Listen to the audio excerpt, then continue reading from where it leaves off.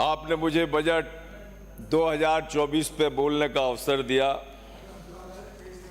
ये परिवर्तित बजट 2024 एक संतुलित, महत्वाकांक्षी और प्रदेश के समग्र विकास के हितों वाला बजट है। संख्या कम है, इधर से संख्या ज्यादा। प्रदेश के सभी क्षेत्रों, विभागों, वर्गों को सकारात्मक रूप से प्रभावित करने वाला ये परिवर्तित बजट 2024 है। ये बजट राजस्थान के भविष्य की खुशहाली का बजट है। माननीय सभापति, प्रदेश की मौजूदा 17,000 अरब रुपए की अर्थव्यवस्था को 29,230 अरब तक इन 5 सालों में पहुंचाने का ये परिवर्तित बजट है। ये एक ऐतिहासिक लक्ष्य है जिसे पहुंचाकर रहेंगे 5 वर्षों के अंदर। मुख्यमंत्री जी की सार्थक मेहनत और 1 महीने पहले कभी ऐसा नहीं हुआ। माननीय सभापति, 1 माह पूर्व प्रदेश के प्रबुद्ध जन, उद्योगपति, व्यवसायी, महिला संगठन, युवा संगठन, संस्थाएं सभी को आमंत्रित किया, उनके सुझाव लिए और उनकी राय पे राजस्थान की, प्रदेश की जनता के इस बजट का निर्धारण किया। जो बजट आप लोगों ने सुना, जो आप सहन नहीं कर पा रहे हो। मैं धन्यवाद देता हूं प्रधानमंत्री जी नरेंद्र मोदी जी की उस विकासवादी दृष्टिकोण को, जिसकी सोच के कारण आज राजस्थान 6 महीने में एक व्यापक काया पलट की ओर आगे बढ़ने लगा है। और आप जिस तरीके से बहुत आतुर हो, आप हमारे से 6 महीने का हिसाब पूछते हो और जानना चाहते हो 6 महीने के अंदर भजन लाल जी की सरकार ने क्या किया। अरे हम तो 6 महीने का हिसाब भी दे देंगे, आगे आने वाले 4.5 वर्षों का जवाब भी अभी दे देंगे। कैसा राजस्थान होगा अभी दे देंगे, पूरा दे देंगे, 100% दे देंगे। लेकिन 5 साल के आपके काले कारनामों का माननीय सदस्य पूछ रहे थे, उन काले कारनामों का जवाब कौन देगा? आपके प्रतिपक्ष के नेता तो चले गए, डोटासरा साहब आ नहीं रहे। उन काले कारनामों का जवाब कौन देगा? जनता जनार्दन पूछ रही है। उस फेल कानून व्यवस्था का जो 5 साल तक इस राजस्थान की धरती पर लोगों ने देखी, महिलाओं के ऊपर होने वाले मुकदमे, जो संपूर्ण देश में सबसे ज्यादा बलात्कार, उत्पीड़न, शोषण के दर्ज हुए, और आपके मंत्रियों ने उसके लिए आपके प्रदेश की क्या उपाधि दी, उस बात का हिसाब पहले हमें दे दीजिए। परीक्षाओं में उस नकल का आपने पराकाष्ठा पार कर दी। 15-15 लाख रुपए में पेपर नकल के बिक रहे। अरे उनकी भागीदारी का जो आपने उन पे नियुक्त किए थे लोग बाग, जिनको आपने वहां डेप्यूट किया था, बैठाया था, आपकी क्या भागीदारी थी? इस बात का हिसाब भी दे दो। इस बात का हिसाब भी चाहिए जनता जनार्दन को, जो राजस्थान की जनता मांग रही है। ये हिसाब आपको देने पड़ेंगे। ऐसे बहुत सारे हिसाब जो आपसे चाहिए, आप दे नहीं पाते। आपने जो, हम बैठे थे पिछली बार यहाँ पर, वहां बैठे थे आपकी जगह वहां पर, यहाँ से गहलोत साहब 5 साल तक लगातार बजट की घोषणाएं करते थे। बड़ी घोषणाएं, बड़े वादे, खूब लोग लुकावन, वाह। ऐसे जादूगर जी के जो उद्वाग के निकलते थे, यहाँ संबोधन करते थे, लेकिन एक भी धरातल पर फलित होने वाली घोषणा और वादे हमने नहीं देखे। लोग बाग आपकी लोक लुभावन उन घोषणाओं का इंतजार करते रहते थे। कि कब चंदा मामा आएंगे, दूध मलाई लाएंगे, पर ना तो दूध मलाई आती थी ना चंदा मामा आते थे। और निश्चित रूप से आपके उन गहलोत साहब की गई सारी घोषणाएं फाइलों में सिमट कर रह जाती थी, फाइलों के अंदर ही पैक रह जाती थी, और कोई धरातल पर जितनी भी घोषणाओं में आप चर्चा कर लेना, कोई भी एक फलित हुई हो तो हमें बता देना। या उछल उछल कर आप कभी बैल में आते हो, कभी हमसे पूछते हो, अरे हम तो 6 महीने में हमने तो बहुत कुछ कर दिखा दिया। धन्यवाद दो उस प्रधानमंत्री का जिसने इस राजस्थान की धरा पर एक ऐसे मुख्यमंत्री को बैठाया जो किसान पुत्र, जिसके संकल्प में सेवा है, जिसके हृदय में सेवा है, जिसके मन में सेवा है, जो संवेदनाओं से भरा हुआ है, जो जनता के हित में मेहनत करना जानता है, खड़ा होकर लोगों की समस्याओं को सुनना जानता है। कभी देखा ऐसा मुख्यमंत्री? धन्यवाद दो कि आपको एक ऐसा मुख्यमंत्री मिला है जो वास्तव में प्रदेश के हित में सोचने वाला है। आपकी भी सुध ली होगी, आपकी विधानसभा में भी काम हुए होंगे, जबकि हमारे समय में हमारे साथ पक्षपात किया जाता था, होता था, लेकिन आपके साथ ऐसा नहीं किया होगा। ये भजन लाल जी की सरकार है, आपको भी कुछ ना कुछ मिला होगा। हमारे यहाँ ऐसे पक्षपात नहीं चलते, क्योंकि प्रदेश में जो भी रहने वाला व्यक्ति है वो हमारा प्रदेशवासी है। उसके सबके विकास की, सबके स्वास्थ्य की, सबकी चिकित्सा की चिंता भारतीय जनता पार्टी की सरकार करेगी। बंधु, आपकी इस आतुरता देखते बनती है, उछल उछल के पढ़ते हैं जो अच्छा नहीं लगता है, इसलिए आपको ये बात बता रहे हैं। 5 साल का ऐसा गुंडा राज, माफिया राज, जहां देखो वहीं भू माफिया, रेत माफिया, और ये बता रहे थे आपके मंत्री तक उसमें इन्वॉल्व थे, और आपके दूसरे जो नेता थे वो खुलेआम उन पे आरोप लगाया करते थे, लेकिन फिर भी खुलकर लूट मची हुई थी, जमकर लूट मची हुई थी। गुंडा राज बन गया था राजस्थान, पूरी तरीके से गुंडा राज बना दिया था। गैंगस्टर यहां पनपने लगे थे, तलवारों खुली लेकर हाथ में, चाहे किसी की भी गर्दन काटते थे। पूरे राजस्थान की जनता दहशत ज़दा कर दी थी आपने। उत्तर प्रदेश से योगी जी भगाते थे, आप उनको यहाँ पहनाकर उनकी आओ भगत करते थे, यहाँ बैठाकर उनकी मेहमानवाजी करते थे, अतिथि बनाते थे उनको। यूपी से गुंडे, उत्तर प्रदेश से गुंडे राजस्थान में आपके मेहमान बनकर आते थे। आपने इस राजस्थान को मादक द्रव्यों की राजधानी बना दिया था 5 साल में। जितने मादक द्रव्य के केस इस राजस्थान की धरती में युवाओं के ऊपर मादक पदार्थों का सेवन करने का जो प्रयास एक कुत्सित भावना के साथ किया गया, पाकिस्तान से जो है लगातार जो खेप आती थी, खेप तस्करी की खेप आती थी, मादक द्रव्यों की खेप आती थी, कोई रोकने वाला नहीं था।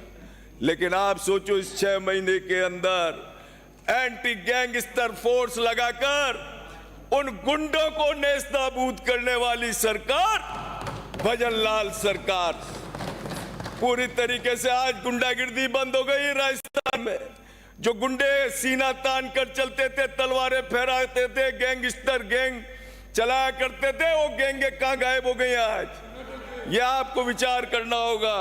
ये 6 महीने का हमारा काम है, और यही नहीं, उसके लिए पुलिस की भी भर्ती कर रहे हैं। 550 पदों पर भर्ती के साथ माननीय सदस्य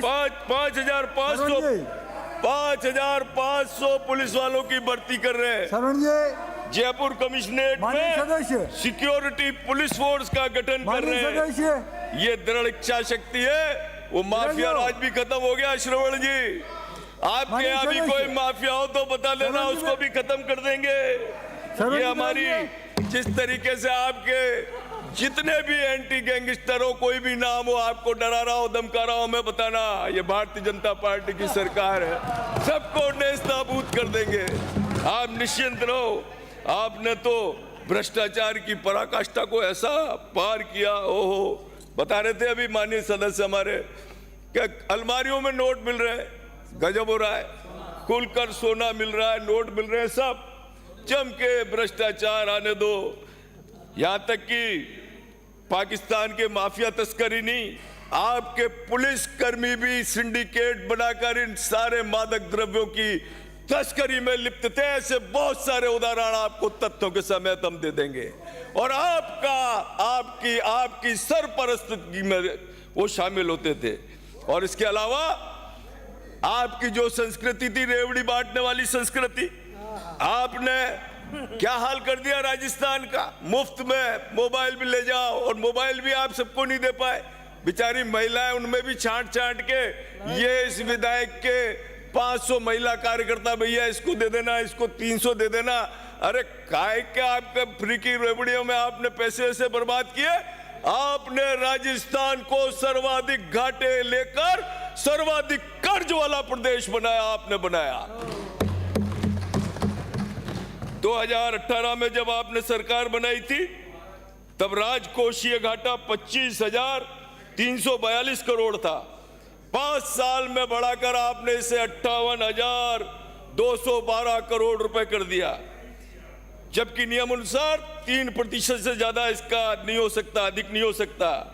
फ्री की योजनाओं में आपने ऐसे कर्जे में इस राजस्थान को डुबो दिया कि 25,000 करोड़ रुपए का सालाना ब्याज आज भी हमें भरना पड़ रहा है, राजस्थान की जनता को भरना पड़ रहा है। आपने फ्री की जो योजनाएं लगाई, 2018 में प्रदेश पर 2,81,000 करोड़ का कर्जा था। 5 साल में 5,37,000 करोड़ का कर्ज आप लोगों ने कर दिया। ये सब आपकी नादानी भरी योजनाओं से हुआ, कुप्रबंधन से हुआ। आपने इस कर्ज के दलदल में इस राजस्थान को डुबो दिया। आपने प्रदेश को दिवाला कर दिया। नंबर 1 कर्जदार घाटे वाला प्रदेश आप लेकर आए। और वो हिसाब दे रहे थे, हिसाब ये है, फाइनेंस से पढ़कर आने के बाद वो बता रहे, अरे साफ साफ मालूम है, अरे आपने कहा कि तो 1 रुपया कम किया, हमारा तो नहीं, पेट्रोल पे डीजल पे बस 1 रुपया कम हुआ। अरे पेट्रोल डीजल पर 5 साल तक आप बहाने बनाते रहे, एक भी पैसा कम किया क्या? अब वो कह रहे नहीं साहब, राजस्थान वहां का, हरियाणा का ज्यादा है, मध्य प्रदेश का हमसे कम है। हमने पहली बार हमारे माननीय मुख्यमंत्री जी ने इन 6 महीने की सरकार में पेट्रोल, डीजल, सीएनजी, पेट्रोल उत्पादों पर वेट कम करके राजस्थान की जनता को राहत प्रदान करी। आप तो नहीं कर पाए ना, आप सिर्फ बहानेबाजी करते रहे, टाल मटोल करते रहे। ईआरसीपी को आपने, ईआरसीपी के लिए हमेशा बहाने बनाए, टाल मटोल करते रहे। लेकिन धन्यवाद दो माननीय मुख्यमंत्री जी के भागीरथी प्रयासों से ईआरसीपी की आज गंगा रूपी कैनाल, उसका काम भी प्रारंभ हो गया। 1/3 लोगों की प्यास राजस्थान की गंगा रूपी कैनाल बुझाएगी। आप क्यों नहीं कर पाए? आप सिर्फ बहाने बनाते रहे, क्योंकि करने की इच्छा शक्ति नहीं थी, कोई मन में संकल्प नहीं था। अब कैसे ये सारे काम हो रहे हैं जो आप 5 साल तक लोगों को बरगलाते रहे, बहलाते रहे, कोई काम आप नहीं कर पाए। लेकिन कुछ करने की इच्छा शक्ति होती तो राजस्थान की जनता इस तरीके से आपको नकार के और बाहर नहीं फेंकती, तो निश्चित रूप से आपका भी सम्मान करती, थोड़े से और विधायक दे देती, तो कम से कम और अच्छा विपक्ष आपका होता। अभी तो खाली पड़ा है आपका। जल जीवन मिशन में सत्य कह रहे हैं, जितने भी मैं सुन रहा हूं मेरे सारे सदस्य, जल जीवन मिशन में तो आपने ऐसी योजना थी जिसमें माननीय मुख्यमंत्री, माननीय प्रधानमंत्री जी का सपना था। राजस्थान एक प्यासा प्रदेश है, पानी की कमी है, घर घर नल से जल पहुंचाए, घर घर लोगों को जल की उपलब्धता कराए, लेकिन उसमें भी आप कर भी नहीं पाए। और पूरी योजना को 27,000 करोड़ रुपए आवंटित किए थे, सारे बर्बाद कर दिया आपने। और जितने भी आपने काम किए, जहाँ वाटर रिसोर्सेज नहीं थे, स्रोत नहीं थे, पानी की उपलब्धता नहीं थी, पाइपलाइन डाल दी, कबाड़े से लाके ठेकेदार जी ने डाल दी। आपको भी मालूम है, आपकी आंखों के सामने काम चल रहा है और धुआंधार चल रहा है, भ्रष्टाचार चल रहा है जेजेएम में। गजब कर दिया आप लोगों ने। राजस्थान के लोगों के साथ ऐसी नाइंसाफी आप लोगों ने करी है, जबकि अब इसी योजना में 55,846 अतिरिक्त गांवों को जोड़कर शुद्ध पेयजल पहुंचाया जाएगा। इस योजना में 20,000 करोड़ की 6 बड़ी पेयजल परियोजनाओं के साथ 183 शहरी क्षेत्रों में भी पेयजल के लिए 5,000 करोड़ की राशि प्रत्येक प्रदेशवासी की शुद्ध पेयजल उपलब्धता की गारंटी के साथ काम किया जाएगा। बिजली में आपने ऐसे किया, फ्री बिजली बांट दी, फ्री बिजली देंगे, फ्री बिजली देंगे, फ्री बिजली में भी लोग बाग जो है चक्कर काटते रहे। और स्थिति ये थी कि आपने उस सब्सिडी के पैसे नहीं दिए, 90,000 करोड़ रुपए की जो राशि है वो कंपनियों को घाटा सहना पड़ा। और ये घाटा उन कंपनियों का नहीं, राजस्थान के प्रदेशवासियों पर पड़ा है। आप लोगों ने क्या क्या इन 5 सालों के अंदर किया है, यदि आप मन से सोचो, हृदय से सोचो, तो आपको वास्तव में शर्म आनी चाहिए कि जिस तरीके से शासन व्यवस्था रही है 5 साल तक की, क्या हालात आपने इस राजस्थान के कर दिए थे। चिकित्सा में मैं पूछना चाहता हूं, 25 लाख रुपए आपकी सारी योजनाएं अप्रासंगिक थी। किस व्यक्ति का, एक व्यक्ति आके बता दो 25 लाख रुपए का किसी का इलाज बनाया हो। सिर्फ वाहवाही लूट लो, तालियां बजवा लो, एक व्यक्ति का नाम बता दो जिसने 25 लाख रुपए का इलाज करवाया हो। लेकिन वास्तव में कैसे चिकित्सा होती है, एक चिकित्सक आपका नहीं लगा पाए। अब 1500 चिकित्सक और 4,000 नर्स इस राजस्थान की धरती पे सेवा करेंगे। एक भी नाम बता देना रफीक भाई आके। 1500 चिकित्सक और 5,000 स्टाफ नर्स। माननीय अध्यक्ष, माननीय सभापति महोदय, समय कम दे रहे हो आप, पर मैं आपका आभार व्यक्त करता हूं कि जिस तरीके से कांग्रेस सरकार की जो नीतियां रही, कुप्रशासन रहे, उसको हम भुगत रहे हैं। लेकिन इन 5 सालों के अंदर हम ये वादा करते हैं राजस्थान के जनता से कि जिस तरीके से हमने बजट को प्रस्तुत किया है, बजट पूरा इंप्लीमेंट होगा, एग्जीक्यूट होगा। और आने वाला राजस्थान, उद्योगों में भी मैं आपको बता दूं, आपने कोई इंफ्रास्ट्रक्चर डेवलप नहीं किए, लेकिन आज हमारे द्वारा जो उद्योग को लेकर काम किए जा रहे हैं, इस प्रदेश को उद्योग के रूप में भी हम लोग आमंत्रित करेंगे और लोग स्वयं आकर्षित होकर राजस्थान की धरती पर अपने उद्योग स्थापित करेंगे। बहुत बहुत धन्यवाद माननीय।